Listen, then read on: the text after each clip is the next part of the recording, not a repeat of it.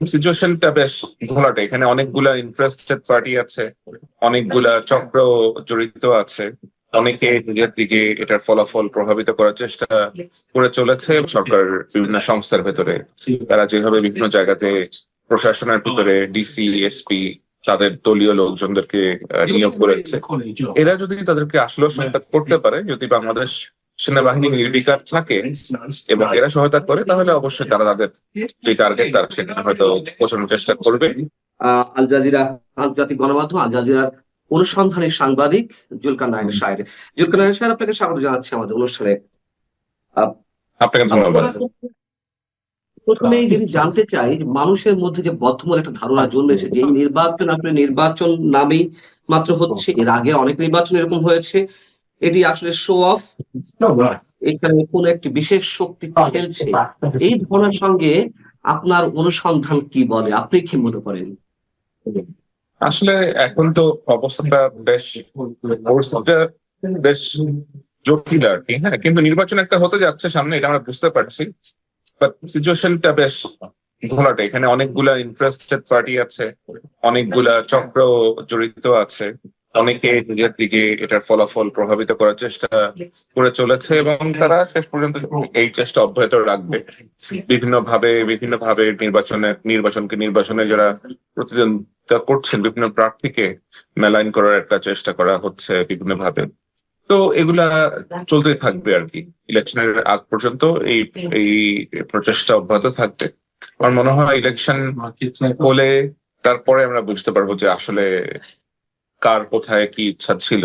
এর আগে ধরেন ইলেকশনের মধ্যে একটা সেন্সিটিভ বিষয় নিয়ে কে রিগিং করছে বা কারা রিগিং এর সাথে জড়িত, এই ধরনের বিষয় এখন এই পর্যন্ত কোন রকমের মন্তব্য না করাই বেটার।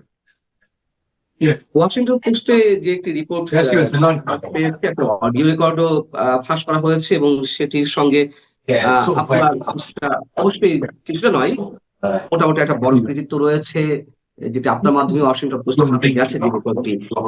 সেই রেকর্ডের ভাষ্য অনুযায়ী যুক্তরাষ্ট্র চাই জামাতকে ক্ষমতায় দেখতে এবং যুক্তরাষ্ট্র কোনো অবস্থাতেই শরিয়া আইন বাস্তবায়ন হোক সেটি চায় না, হলে সেক্ষেত্রে তারা স্যাংশন দেবে যদি জামাত ক্ষমতায় আসে এবং তারা যা চাইবে সেটাই করতে পারে। জামাতের সাম্প্রতিক মন্তব্যগুলো এই বিষয়ে বা অন্যান্য বিষয়ে এখান থেকে অনেকে মনে করছে এগুলো আসলে জামাতের লেবাস, জামাত ক্ষমতা আসলে শরিয়া আইন ঠিকই বাস্তবায়ন করবে। এই বিষয় কিন্তু যুক্তরাষ্ট্রের কানে যাচ্ছে না। যদি যুক্তরাষ্ট্র ওই মানসিকতাই প্রকাশ করে থাকে, পরিবর্তিত অবস্থায় যুক্তরাষ্ট্র তার মানসিকতার কোনো পরিবর্তন আনছে কি? যুক্তরাষ্ট্রের ওই যুক্তরাষ্ট্রের ওই কূটনৈতিকের সাথে বাংলাদেশের কিছু মহিলা জার্নালিস্টের যে কথোপকথনটা হয় এবং সেখানে যে বিষয়টা প্রকাশ পায় যে মহিলা সাংবাদিকদেরকে আসলে ডাকা হয়েছিল দূতাবাসের ভেতরে এক রকমের বোঝানোর জন্য যে যদি জামায়াত ইসলামী ক্ষমতায় আসে তাহলে তারা শরিয়া আইন বাস্তবায়ন করবে না, জামায়াত ইসলামী আসা কেন তাদের জন্য ভালো হতে পারে, এবং অন্য যে প্রতিদ্বন্দ্বী দলটি আছে নির্বাচনে বিএনপি, তাদের বিষয়েও এখানে বেশ বিশদগার করা হয়। এবং পুরো বিষয়টি আপনি যদি চিন্তা করেন যে আপনি দূতাবাসের ভিতরে একজন সাংবাদিককে ডেকে এই ধরনের রাজনৈতিক ভাবে উদ্দেশ্য প্রণোদিত অথবা রাজনৈতিক বায়াস প্রকাশ করেন এবং তাদেরকে কনভিন্স করার চেষ্টা করেন, এবং এই সাংবাদিকরা প্রত্যেকেই সমাজে নারীবাদী হিসেবে পরিচিত, এটা আসলে কি বার্তা দেয়? যুক্তরাষ্ট্রের এই প্রতীক সাহেব বোঝানোর চেষ্টা করছেন যে জামায়াত ইসলামকে কন্ট্রোল করার মতো ক্ষমতা তাদের কাছে আছে এবং তারা তাদেরকে কন্ট্রোল করতে পারে চাইলেই, বিভিন্ন ভাবে স্যাংশন দিয়ে অথবা তাদের বিভিন্ন ভাবে ভয়ভীতি প্রদর্শন করে। এবং তারা এটাও বলেছে যে আসলে কোনো সমস্যা হবে না আমাদের সাথে তাদের এমন সম্পর্ক যে আমরা ফোন তুলে বলবো তুমি এটা এভাবে করো, ওইটা এভাবে করো, তারা ওইটা এভাবে করবে এভাবে করবে। এখন আমরা যেটা জানি যে যুক্তরাষ্ট্র দেশ হিসেবে সাধারণত তারা দুর্বল গণতন্ত্রের দেশদের সাথে সম্পর্ক রাখতে বেশ পছন্দ করে। দুর্বল গণতন্ত্রের দেশে যে সমস্ত সরকার দুর্বল গণতন্ত্র এনশিওর করে এবং দুর্বল গণতন্ত্রের পথে থাকে তারা তাদেরকে প্রেফার করে। এছাড়া আপনি দেখবেন যে মধ্যপ্রাচ্যের অনেক দেশেও যুক্তরাষ্ট্রের যে সমস্ত সভ্যতা আছে, অনেক দেশের ভয়াবহ রকমের মানবাধিকার ভায়োলেশন রেকর্ড থাকা সত্ত্বেও তারা তাদের খুবই মিত্র রাষ্ট্র, সে সমস্ত দেশের ব্যাপারে তাদের কোনো আপত্তি নাই। সুতরাং এই দেশটার বিদেশ নীতি আসলে এমন যে তাদেরকে মাথা নত করে মেনে চলে অথবা তাদের কথায় আর বসে, এরকম রাষ্ট্রের যারাই কর্ণধার থাকেন না কেন, যে সমস্ত পলিটিক্যাল পার্টি থাকুক না কেন, যারা এইভাবে তাদের কাছে মাথা নত করে ভোট ডাউন করে, তারা তাদের সাথে খুবই ঘনিষ্ঠ হয়ে যায়। তারা যখন বুঝতে পারে যে অন্যান্য পলিটিক্যাল অ্যাক্টররা আসলে এভাবে নতজানু হবে না, তখন তারা তাদের সাথে ডিস্টেন্স করে না, অথবা কোনোভাবে একটা সিচুয়েশন ক্রিয়েট করার চেষ্টা করে যেন সেই দলগুলাকে কিভাবে ক্ষমতার থেকে দূরে রাখা যায়। এবং আমি মোটে অবাক হচ্ছি না যে তারা বাংলাদেশেও একই রকমের চেষ্টা করছে। তারা এই চেষ্টা অনেকদিন ধরেই করছে, এখন বেশ কাছাকাছি চলে আসছে। আমার মনে হয় বাংলাদেশের জনগণ যদি নিজস্ব যে ভোটাধিকার আছে এটা সঠিকভাবে প্রয়োগ করতে পারে, তাহলে আর এই সমস্ত চেষ্টা ফেষ্টা কোনো লাভ হবে না। বাট অ্যালার্মিং জিনিস হচ্ছে 5ই আগস্ট 2024-এর পরে এই রাষ্ট্রের প্রত্যক্ষ বা পরোক্ষ মদতে এমন কিছু ব্যক্তি আমাদের রাষ্ট্রযন্ত্রের ভিতরে প্রবেশ করেছে, যারা কোনো আইন, সংবিধান, কোনো নিয়ম, কোনো কিছু তোয়াক্কা না করে একের পর এক এমন সব কাণ্ড কারখানা করে যাচ্ছেন which are unprecedented। আমার মনে হয় এগুলা যা হচ্ছে এই সবকিছুই হয়তো পরিবর্তন হবে যদি নির্বাচনের মাধ্যমে জনগণের যে আকাঙ্ক্ষা সরকার অথবা জনগণের ভোটে নির্বাচিত যে সরকার তারা যদি আসতে পারে। আমার মনে হয় এই সব তাদের সকল আশাই আপনার ঘুরে বালি হয়ে যাবে আর কি। জনগণ তো ভোট থেকে দেয়, ভোটের মধ্য দিয়ে তো নানান ধরনের মেকানিজম ঘটে, ইঞ্জিনিয়ারিং এ ঘটনা ঘটে। এই আশঙ্কাগুলো এখন এই মুহূর্তে আরো তীব্র হচ্ছে যদি ইঞ্জিনিয়ারিং যদি কথা বলছি, সেক্ষেত্রে জনগণের মতামতের প্রতিফলনের কোনো মূল্য থাকবে নাকি জনগণের মতামতের উল্টো রিয়াকশন বা উল্টো রেজাল্ট আমরা দেখতে পাবো? আসলে ইঞ্জিনিয়ারিং তো ভোট ইঞ্জিনিয়ারিং করার প্রসেসটা কিন্তু এতটা সহজ না। যদি আমরা জানি যে একটি বিশেষ দল অনেক ভোটারদেরকে মাইগ্রেট করিয়েছে বিভিন্ন কনস্টিটুয়েন্সি থেকে, তারা নিজস্ব যে ভোটার ছিল ওদেরকে তারা প্রার্থী দিয়েছে, এমন সব সংসদীয় আসনে নিয়ে এসেছে। আপনি দেখবেন যে বিশেষ দলটি কিন্তু সকল আসনের প্রার্থী দেয়নি, 300 আসনে তারা প্রার্থী দেয়নি। আমরা যেটা শুনেছি, যেটা জেনেছি বিভিন্ন ভাবে, তারা যেটা করেছে, ধরেন ফর এক্সাম্পল, তারা হয়তো জাস্ট উদাহরণ হিসেবে আমি বলছি, তারা হয়তো নাটোর 1 আসনের প্রার্থী দিয়েছে, নাটোর 2 আসনের প্রার্থী দেয় নাই। এখন নাটোর 2 আসনে তার হয়তো ভোট ছিল 20,000, নাটোর 1 আসনে যেখানে সে প্রার্থী দিয়েছে সেখানে হয়তো তার ভোট ছিল 30,000। এখন সে নাটোর 2 আসন থেকে নাটোর 1 আসনে হয়তো 10,000 ভোটারকে মাইগ্রেট করে নিয়ে এসেছে। তো তার ভোট কিন্তু এখানে ন্যাচারালি বেড়ে যাবে। এই কাজটা তারা পুরো দেশেই করেছে বলে আমরা জানতে পেরেছি, বিভিন্ন আসনে তারা এই কাজটি করেছে। তো এই কাজটা যদি তারা করে থাকে এবং এটাতে যদি তারা সফল হয়, তাহলে অবশ্যই তারা তো এক রকমের একটা অর্গানাইজেশন তো তারা ব্যাকগ্রাউন্ডে অবশ্যই করেছে। এবং এছাড়াও তাদের যে সমস্ত অ্যাসেট আছে দেশের ভেতরে, সরকারের বিভিন্ন সংস্থার ভেতরে, তারা যেভাবে বিভিন্ন জায়গাতে প্রশাসনের ভিতরে ডিসি, এসপি, তাদের দলীয় লোকজনদেরকে নিয়োগ করেছে, এরা যদি তাদেরকে আসলে সহায়তা করতে পারে, যদি বাংলাদেশ সেনাবাহিনী নির্বিকার থাকে এবং এরা সহায়তা করে, তাহলে অবশ্যই তারা তাদের যে টার্গেট তারা সেখানে হয়তো পৌঁছানোর চেষ্টা করবে। কিন্তু আমার মনে হয় এটা খুবই কষ্টকর হবে, কারণ বাংলাদেশ সেনাবাহিনীর সদস্যরা এবং অন্যান্য নিরাপত্তা বাহিনীর সদস্যরা যারা ভোটের মাঠে থাকবেন, তারা প্রত্যেকেই আমার জানা মতে অত্যন্ত কঠোর ভূমিকায় অবতীর্ণ হবে। এবং যদি এ ধরনের ইরেগুলারিটিস দেখা যায়, লক্ষ্য করা যায়, তাহলে সম্ভবত যেটা করা উচিত দেশের প্রচলিত আইন মেনে তারা হয়তো সেই পদক্ষেপটাই গ্রহণ করবেন। আর এই সবকিছু ডিপেন্ড করে বর্তমান সরকারের আগ্রহের উপরে, তারা কতটা আগ্রহী ভোটটা যেন সফলভাবে হয় সে বিষয়ে। তো আমার মনে হয় আমাদের অপেক্ষা করা উচিত, দেখা উচিত 12 তারিখে কি হয় এবং 12 তারিখের আগে পর্যন্ত কি হয়। কারণ আমরা শুনতে পাচ্ছি 12 তারিখের আগে 12 তারিখে যেন ইলেকশনের সকল আয়োজন যেন পণ্ড করা যায়, এটাকে করতে বেশ কিছু মহল উঠে পড়ে লেগেছে। তারা হয়তো বেশ কিছু প্রোটেস্ট শুরু করতে পারে। এগুলো সব হাইপোথেটিক্যাল কথাবার্তা, সব শোনা কথা, এগুলো সব শোনা যাচ্ছে, কোনো কিছুই কনক্রিট না। সো আমি একেবারেই নিশ্চিত করে বলতে পারছি না যেমন কিছু হবে, বাট এগুলো শোনা যাচ্ছে, আকাশে উঠছে এরকম অনেক আলাপ। এই জায়গা থেকে আপনার মানে তাৎক্ষণিক এই মন্তব্যের পরিপ্রেক্ষিতে সরকার কতখানি নিরপেক্ষ থাকবে এই ইলেকশনে, এবং একই সঙ্গে যেটি শোনা যাচ্ছে যে বিশেষ একটি শক্তি নির্বাচন করতে পারে, নির্বাচন বয়কটও করতে পারে, যা শোনা যাচ্ছে তার ভিত্তি কতখানি হতে পারে? একটু বলতে পারেন? এটি বিবেচনা নেওয়ার মতো বিষয় কিনা? বিবেচনা তো কিছুটা নিতে হবেই, কারণ আমরা দেখেছি এমন অনেক অনেক ঘটনা ঘটছে।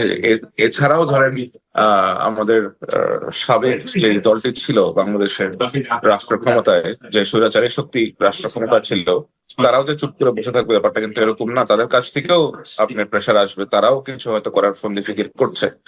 সুতরাং সকল দিক মিলিয়ে নির্বাচনটা যেন সঠিকভাবে হতে পারে এটাই আমরা কামনা করি। আর দেশের অভ্যন্তরে যারা আছে তাদের যে একটা ইচ্ছা আছে ক্ষমতায় চলে আসার, যেভাবেই হোক, তারা যদি নির্বাচনটার ফলাফল বুঝতে পেরে জনগণের কাছে কাদের কাদের গ্রহণযোগ্যতা বেশি এটা বুঝতে পেরে ইলেকশনটাকে পণ্ড না করার চেষ্টা করে, তাহলে আমার মনে হয় না আর কোনো সমস্যা হবে আর কি।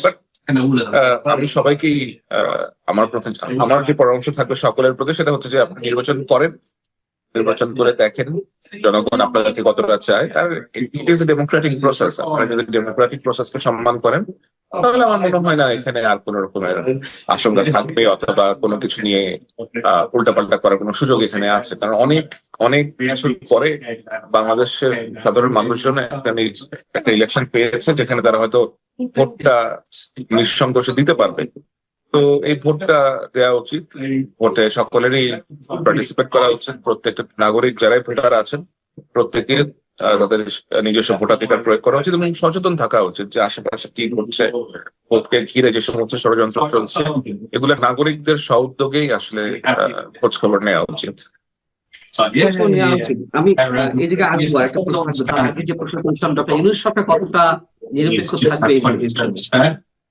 নিরপেক্ষ তো এখন তাদের আমরা দেখতে পাচ্ছি যে তাদের ভেতরেও কিছু লোকজন আছে। এটা আমরা অনেকবারই অনেকে বলেছেন, আমিও বলেছি। ভেতরে কিছু লোকজন আছেন যারা একেবারে নিরপেক্ষ না, যারা বেশ বায়াস, এবং তারা নির্বাচনটা যেন না হয় এর জন্য অনেকদিন ধরেই তারা চেষ্টা করেছে। কিন্তু অবশেষে অনেক ব্যক্তির জন্য, অনেক ব্যক্তির চেষ্টা, সরকারের ভেতরেও এমন ব্যক্তি ছিলেন যারা নির্বাচনটা করতে আগ্রহ ছিলেন, তাদের সকলের ঐকান্তিক চেষ্টার ফলে নির্বাচনটা হতে যাচ্ছে। সুতরাং যে ব্যক্তিগুলো চাচ্ছিলেন না যে নির্বাচনটা হোক অথবা সুষ্ঠুভাবে সম্পন্ন হোক, তাদের অনেকে এখনো বেশ গুরুত্বপূর্ণ পদে আছে। কিন্তু ওই যে বললাম যে কিছু ভালো মানুষও আছে, ভালো মানুষের চেষ্টায় হয়তো ইলেকশনটা হয়ে যাবে এবং হয়তো পাবলিকের যে রিফ্লেকশন, পাবলিকের যে অপিনিয়ন, সেটাই ফলাফলটাই আমরা পাবো। যেটা বলছিলাম যে জনগণ কতটুকু স্বতঃস্ফূর্তভাবে ভোট কেন্দ্রে যেতে পারবে, জনগণের একটি অংশ এর মধ্যে সন্তুষ্ট হয়ে আছে। তারা কাকে ভোট দেয়, তারা বাড়ি থেকে বের হয় কিনা, আদৌ ভোট কেন্দ্রে যায় কিনা, এগুলো নোটিশ করা হবে। এরকম ওপেন ডিক্লিয়ারও কেউ কেউ দিচ্ছে। আমার ভোট দেবো কিনা সেটাও অন্যের উপর নির্ভরশীল হয়ে উঠছে। আমার মনে হয় এবারের যে ভোটের আয়োজন এবং ভোটের যে পরিবেশ সেটা আগের যে কোনো সময়ের চাইতে বেটার। আমি বলবো যে যারা ভোটার আছেন তাদের উপরে কোনো প্রেশার নাই, তারা ওরকম ভয় ভীতির কোনো ছায়া নাই।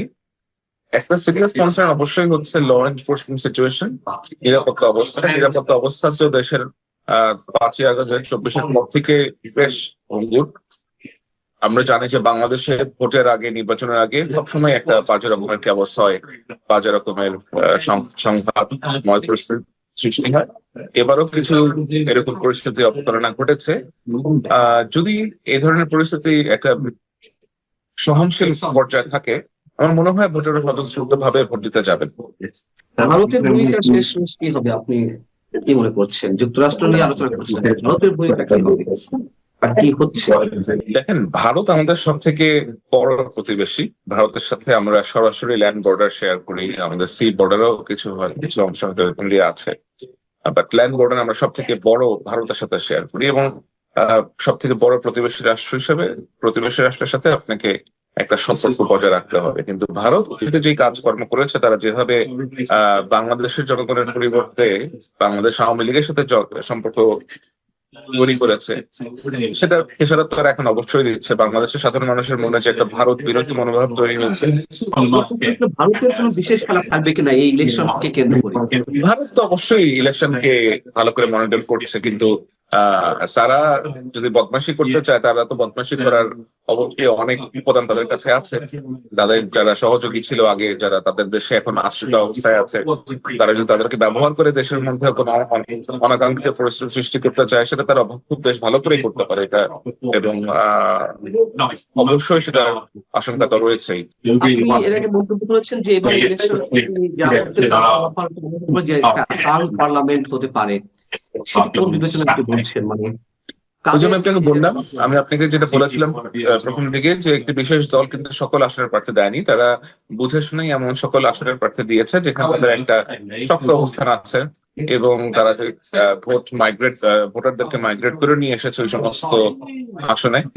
সুতরাং তাদের ইন্টেনশনটা হচ্ছে এমন একটা পার্লামেন্ট গঠিত হয় যেখানে সরকারি দল এইটার বেশ দুর্বল অবস্থা থাকে, অথবা দুই পক্ষ মিলে সরকার গঠন করতে হয়, অথবা সরকারে একটা নাজুক পরিস্থিতি, পার্লামেন্ট একটা নাজুক পরিস্থিতি সৃষ্টি হয়ে পার্লামেন্ট একটা ঝুলন্ত পার্লামেন্টে পরিণত হয়।